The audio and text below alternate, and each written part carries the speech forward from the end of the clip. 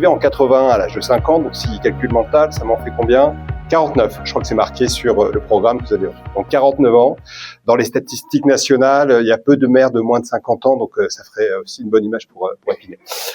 Bon, pour des arguments, donc comme beaucoup, donc Camus, donc il y en a d'autres à Paul Valéry, mais moi c'est Camus, Mauroy, Corot, ensuite je suis parti d'Épinay,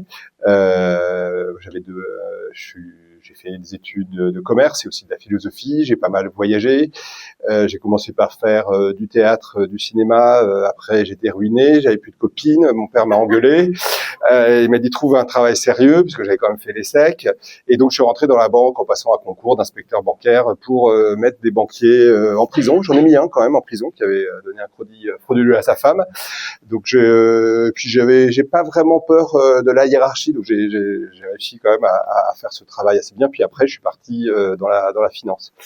Et aujourd'hui, je suis, on appelle ça stratège, mais en fait, je suis analyste financier et mon travail consiste à analyser l'économie mondiale, les entreprises françaises sur lesquelles il faut investir. Donc, j'ai pas mal de travail.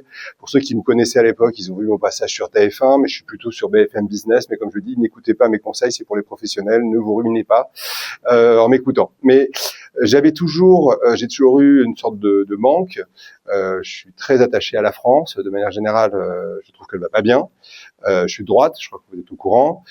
Donc pour moi, depuis Georges Pompidou, quasiment quelques années, en 86-88, et Sarkozy, on n'a pas eu d'homme de droite en France.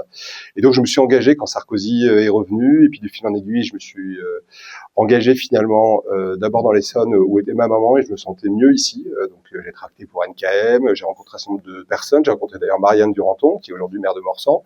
Donc j'étais à l'UMP.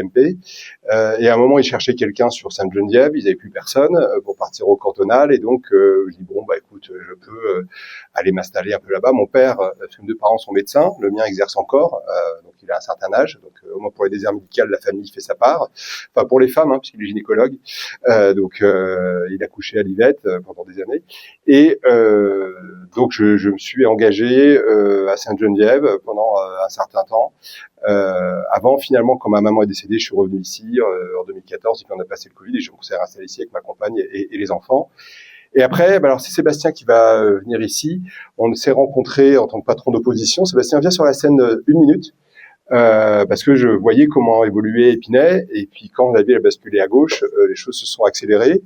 On s'est rencontrés, et j'ai commencé, quasiment à partir de 2020-2021, à suivre ce qui se passait à Épinay et à travailler avec l'opposition. Pour commencer, déjà en réfléchissant peut-être à une liste, et après j'ai monté une association, Bien Vivre à Épinay, et puis j'ai décidé de me présenter.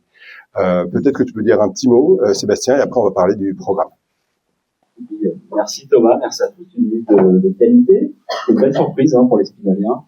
La démocratie est vive, est active, et il y a beaucoup de gens qui s'engagent, qui viennent de la société civile, et c'est très bien. Alors j'apporte mon soutien à Thomas. Je suis conseiller municipal d'opposition sortant, j'étais à la tête de l'opposition municipale. Je lui apporte mon soutien pour diverses raisons. Première, c'est qu'il m'a soutenu, il m'a aidé depuis 2020. Et ça, franchement, quand on se retrouve parachuté dans l'opposition municipale, alors que c'était pas tout à fait prévu, c'était pas le sens de mon engagement, je suivais une majorité sortante qui était là depuis quelques années. Je me suis retrouvé à la tête de l'opposition, j'étais pas prêt pour ça, et j'ai eu Thomas, qui m'a contacté. C'est le seul élu essonien, du même bord politique que le mien, de droite, qui m'a contacté, qui m'a dit, moi je vais t'aider, je vais t'apporter des idées, je vais t'aider dans le cadre du conseil municipal, et je trouve ça super. Je crois même que c'est toi qui m'as contacté, mais je suis le seul à avoir répondu. Je crois que c'est ça. En fait, c'est ça. J'ai la mémoire qui flanche. Je donne la mémoire parce que en fait, à l'époque, je vous donne. On est cité le Covid, donc les conseils municipaux se tenaient en visio. Donc ça a continué à Épinay, c'est un des rares choses positives de la mairie, c'est qu'on peut suivre sur Facebook, ça franchement c'est bien. À Sainte-Geneviève, ils l'ont fait pendant un an et demi, et ils me regardaient et ils trouvaient que j'envoyais quand même des scuds au maire de gauche à Sainte-Geneviève, et je trouvais ça sympa. En fait, c'est comme ça, et on a commencé à déjeuner d'abord comme ça, voilà. C'est juste pour... C'est bien de laisse continuer. C'est bien d'avoir la mémoire qui prend. C'est l'âge.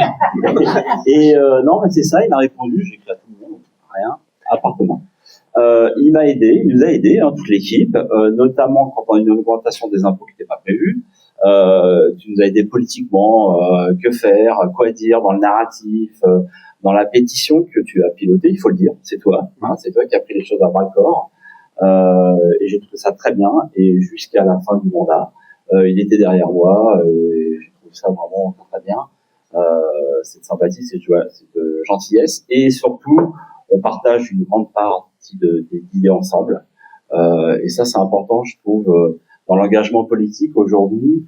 Faut être clair, on a beaucoup de politiciens qui sont là pour des mauvaises raisons, et puis il y en a qui ont vraiment des idées. Et Thomas, c'est quelqu'un, il aurait pu être maire d'une grande ville, on est ça, c'est une grande ville, Épinay. Non mais bon, je dis beaucoup de bêtises. Mais je veux dire par là que en fait, pour ses idées, sans doute qu'il a toujours voulu. Il voulait pas sacrifier ses idées pour une carrière, et c'est très bien. Voilà, c'est une sorte de mon soutien. J'espère avoir été clair. Oui, Laurent, tout ça. Et aussi, autre chose, je te remercie, et pour expliquer, parce que Sébastien est assez public, et donc je vais pas tout raconter, mais sa vie a été un petit peu changée en cours du mandat, et c'est aussi pour ça qu'il n'est pas sur la liste avec nous, parce que sa vie a changé pour pas mal dans le domaine, et des choses d'ailleurs certaines pas faciles.